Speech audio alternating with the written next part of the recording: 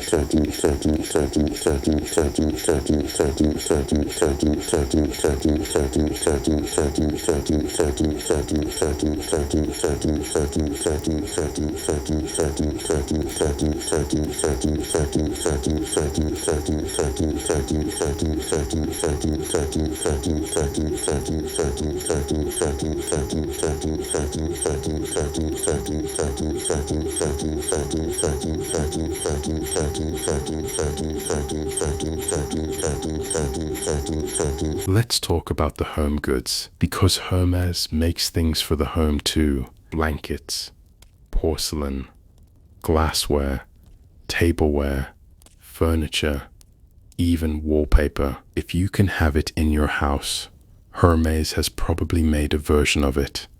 A very expensive version, a beautifully made version. The porcelain is decorated with Hermes patterns, adapted from the scarf designs often, the same bold colors, the same intricate artwork, but on a dinner plate or a teacup. The blankets are extraordinarily soft, cashmere, or cashmere blended with other fine fibers in the signature Hermes colors and patterns. You could, theoretically, furnish your entire life with Hermes products. Your bag, your scarf, your belt, your shoes, your fragrance, your dishes, your glasses, your furniture, your wallpaper. Some people do something close to this.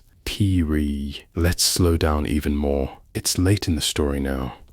Or maybe it's late wherever you are. Feel your eyelids getting heavy. Feel your breathing in and out slowly. Let the words wash over you without having to hold on to them. These our controversies, quiet and otherwise. We've talked about the LVMH attempted acquisition. We've talked about the lawsuit about purchasing practices. We've talked about the exotic leather controversy. Let's talk about a few more things. Gently. The gray market and the counterfeit problem. Hermes has a massive counterfeit problem. There are more fake Hermes bags in the world than real ones. By a very large margin. You can find counterfeit Hermes products everywhere. In street markets, online, in certain stores, in certain cities. The quality ranges from very obvious fakes that no one would mistake for the real thing, to extremely sophisticated replicas that fool even experienced buyers. The counterfeit industry around luxury brands is enormous. Estimates suggest it's worth hundreds of billions of dollars globally. And Hermes, because of the fame of its bags, is one of the most counterfeited brands in the world. Hermes fights this aggressively. They have a dedicated anti-counterfeiting team. They work with customs authorities around the world to seize fake goods at borders. They take legal action against manufacturers and sellers of counterfeit goods. But it's an almost impossible battle. Because for every seizure, more counterfeits appear. And the production of sophisticated fakes has gotten better over the years, not worse. The irony is that the existence of counterfeits is, in some sense, a measure of a brand's power. Nobody counterfeits a brand that nobody wants. The prevalence of fake Birkins is evidence that the real Birkin is one of the most desired objects in the world, but it also dilutes the brand in some ways. When many people on the street are carrying what might be a fake, the exclusivity of the real thing becomes more complicated. Hermes's response to this has been essentially to make the real thing even more exclusive, to make the bags harder to get, to make the quality difference more obvious, to lean harder into the craftsmanship story. Whether this is a complete solution to the counterfeit problem is debatable, but it's very Hermes. When challenged, they don't shout louder, they get quieter and more careful.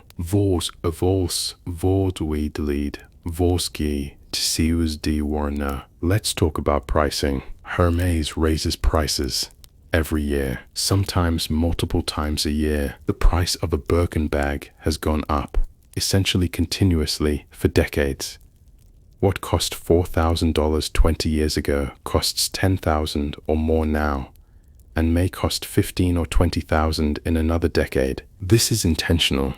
Hermes is quite open about the fact that it raises prices regularly. The rationale given is that it reflects the increased cost of materials and labor. Leather gets more expensive. Craftspeople's wages rise. The gold hardware costs more. Critics suggest that the price increases are also strategic, that Hermes knows that higher prices counterintuitively can increase demand for luxury goods, because part of what people are buying is exclusivity. If it cost $500, it wouldn't be as desirable, because everyone could have one. The price is part of the product, and Hermes has never apologized for this. They've never tried to make their products accessible. That's not the point. The point is to make extraordinary things for people who can afford extraordinary things, and to make those things so well that they become worth even more over time. Let's talk about the Hermes H belt, because the belt is a quieter piece of the Hermes story, and I find it interesting. The Hermes belt, the one with the large H buckle, it's one of the most recognizable accessories in the world. That bold H, usually in gold or silver hardware. The leather strap, simple but immediately identifiable. It's been copied extensively. There are many fake Hermes belts, and also there are many belts that aren't intended as fakes, but that mimic the style, large letter buckles, similar silhouettes. But the real one is a piece of hardware and leather that Hermes makes very carefully.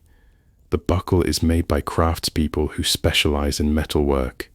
The strap is Hermes leather, and it has become, in certain circles, a kind of shorthand for a particular kind of wealth signaling. A visible luxury item at a lower price point than a bag. The belt is expensive, typically around $500 to $1,000, but it's not in the same category as a bag. It's accessible to more people, and because it's visible, you can see someone's belt, even across a room. It has become a status signal, a way of saying, I spend money on nice things. Look at this buckle. Hermes has somewhat complicated feelings about this, one imagines. The belt is one of their best-selling products, but the very visibility of it, the way it became a kind of status signal in hip-hop culture and among a younger, more aspirational customer base, is somewhat at odds with the brand's preferred self-image, quiet, reserved for people who already have everything and don't need to show it off. This is a tension that runs through the Hermes story. The brand values discretion, but its products have become, sometimes, the very definition of indiscretion, of obvious, visible luxury. Willie Bede and Suri Eliyahu. And while we're on the topic of culture and Hermes, there is a wonderful moment in Hermes history that involves American culture. In the early 2000s, the comedian and actress Oprah Winfrey went to a Hermes store in Paris. The store apparently was in the process of closing for the evening and preparing for a private event. She was turned away at the door. She described this incident on her television show. She said it was one of the most humiliating moments of her life, and she connected it to the experience of being a black woman in America and facing the kinds of dismissal and exclusion that many black Americans face. The incident generated significant conversation about luxury retail and race, about who is welcomed and who is not, about the unspoken codes of luxury spaces. Hermes apologized. They said there had been a misunderstanding, that the store was being prepared for a private event.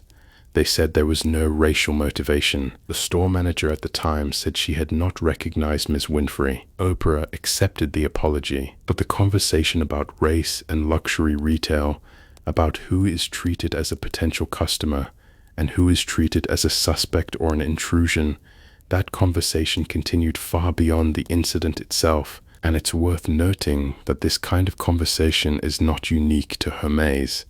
Many luxury retailers have faced similar accusations and incidents over the years. The world of luxury retail, with its velvet ropes and closed doors and invitation-only events, can be a place where prejudices are quietly expressed. Hermes didn't cause this problem, but the incident at their Paris store put put a spotlight on it. Manikio, let's talk about sustainability, because this is becoming an increasingly important part of the Hermès story. Hermès, like all luxury brands, faces increasing scrutiny about the environmental impact of its products. Leather, for example. The production of leather requires cattle. Cattle produce methane, and the tanning process, which turns raw hides into usable leather, can involve chemicals. It has an environmental footprint. Exotic skins, as we discussed, have their own issues. Hermès has been working on alternatives. They've invested in a material called mycelium leather, leather-like material made from mushroom roots. They partnered with a company called Bolt Threads to explore this technology. Mycelium can be grown relatively quickly, doesn't require animals, and can potentially produce a material with some similar qualities to leather. They've called the resulting material Sylvania, or referenced it as part of their exploration of next-generation materials. They've also been working on recycled materials, on reducing water usage in production, on reducing the carbon footprint of their supply chain. Whether these efforts are sufficient for a company of Hermès' scale and product type is debated. Critics say it's not enough, that the very existence of products made from exotic animal skins is incompatible with sustainability goals. The company says it's moving in the right direction, that it takes these issues seriously, that quality and durability are themselves a form of sustainability. A bag that lasts 40 years doesn't need to be replaced. This conversation is ongoing. It will continue to be a part of the Hermès story for years to come. The elite of Anirendues. Now let's talk about something delightfully absurd. Hermès has sued companies for using the color orange, or more specifically, for using a particular shade of orange that's too close to the Hermès brand orange. The HERMÉS orange. Officially, it's a very specific warm orange, applied to their boxes and packaging, is something the company considers a core part of its brand identity, and they have, on various occasions, taken legal action against companies that they believe are using similar shades of orange in ways that create confusion with the Hermès brand. This is not entirely unusual in trademark law. Colors can be trademarked in certain contexts. Tiffany has trademarked its specific shade of blue. Louboutin has trademarked the red sole on its shoes, but it's a vivid example of how seriously Hermès takes every aspect of its brand identity, down to the specific wavelength of light reflected by its packaging. They are not casual about any of it. Into the night, into the future. Let's think about what Hermès is really, not the products, not the company structure, not the legal battles, or the family dramas. What is it really? It's a story about patience, about a belief that if you make something very carefully, for a very long time, something accumulates, something that can't be manufactured or marketed into existence, something that just comes from time and care. That's what Thierry Hermès was doing in 1837 when he sat in his workshop and stitched leather harnesses. He was just doing good work. He probably wasn't thinking about becoming a global luxury empire. He was just trying to make things well. And the remarkable thing is that this commitment, this very simple, very quiet commitment to craftsmanship, has compounded over nearly 200 years into something that is now one of the most valuable and most recognized brands in the world. There's something almost meditative about that. And the brand continues. Today, Hermès employs around 20,000 people worldwide, most of them in France. They have stores in more than 40 countries. They produce thousands of different products, and they still make everything carefully, by hand, where it matters, with real materials, real leather, real silk, real gold, no compromises on quality. At least that is the story they tell, and by most accounts it's accurate. The products are genuinely beautiful and genuinely durable. More. Let's think about the silk scarves one more time. Somewhere in France, There is a studio where artists work on designs for future scarves, designs that might not reach the market for 2 or 3 years because the process takes that long. The artist is probably sitting at a large table with paper and paints, or perhaps a digital tablet, drawing something, maybe a garden, maybe horses, maybe an ancient map, maybe something abstract and colorful and hard to describe, and that drawing will become a scarf, which will be printed on silk, which will be hemmed by hand, which will be folded and wrapped in tissue paper and placed in an orange box, and someone will receive it, maybe as a gift, maybe as a purchase they saved up for, maybe as something they just wanted for themselves without needing a reason, and they'll wear it,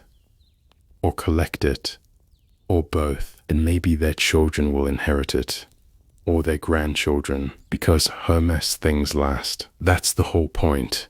Imagine a woman in Paris. It's a Tuesday morning, maybe 20 years from now, maybe 30. She's walking to work or to meet someone for coffee, and she's wearing a scarf, orange and blue and cream, intricate horses in the design. She bought it, let's say, 10 years ago, or her grandmother gave it to her, or she found it in a market in a small town. It's a HERMÉS scarf, and it looks exactly the same as it did the day it was made. And the day it was made, an artist spent months on the design, and craftspeople spent weeks on the printing, and someone rolled the hem by hand. And before all of that, there was a company in Paris that for nearly 200 years has been making things carefully, and before that, there was a man in a workshop with leather and thread and patience. Warthens and Nolzemer pies, funny-meist Nolzemers and Nolzemer pies. Let's drift now. Let the story settle. You don't need to remember all of this. You don't need to hold on to any particular fact. Just let the images rest gently in your mind. The orange box, the workshop, the leather, the silk, the long, quiet succession of HERMÉS family members, generation after generation, keeping something alive, the bags in their dust bags waiting to be found, the scarves folded in their boxes, the smell of new leather, the click of a bag closure. Walk I fewisen, fewer shit for falling asleep. And now we're going to slow down even more, just for a while, just until you fall asleep. There's nothing else to do tonight. Somewhere in France, there is a workshop. Vous faites ici as Cork. The lights are off now. The tables are clean. The tools are set aside. Venez, waiting for morning. I buy this licery, and on the tables, there are pieces of leather, cut carefully, nutive, waiting to become something. And through the window, the French countryside is very still. The fields are quiet. The roads are empty. It's that kind of night, the kind where everything slows down, the kind where the world gets very soft around the edges. And in a silk warehouse somewhere, thousands of scarves are folded, in their orange boxes. Each one a year or two in the making, each one with its own design, its own colors, its own tiny world. And in a building on the Faubourg Saint-Honoré, the flagship store is closed. The display cases are lit softly. The leather goods sit quietly in the windows. Nobody is there to see them, just the goods themselves. In the quiet and outside, Paris is doing what Paris does at night, slowly, beautifully, with a kind of unhurried grace. That has been going on for centuries, and will go on for centuries more. You can let your eyes close now, if they haven't already. There's nothing else you need to do, nothing to figure out, nothing to plan, just this moment, this quiet, this stillness. Somewhere in France, someone is making something beautiful, very slowly, very carefully, and it doesn't need you to watch. It will be there in the morning,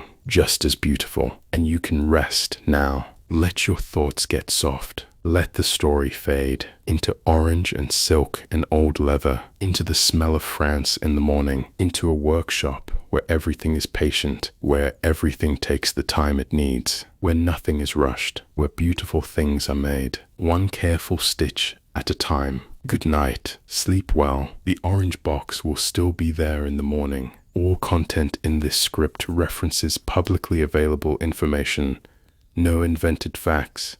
No speculation presented as fact. All events, LVMH acquisition attempt, lawsuits, Jane Birkin airplane encounter, Oprah incident, Nicholas Puig story, are documented in mainstream news sources. Business Bedtime, where the world's biggest stories put you to sleep.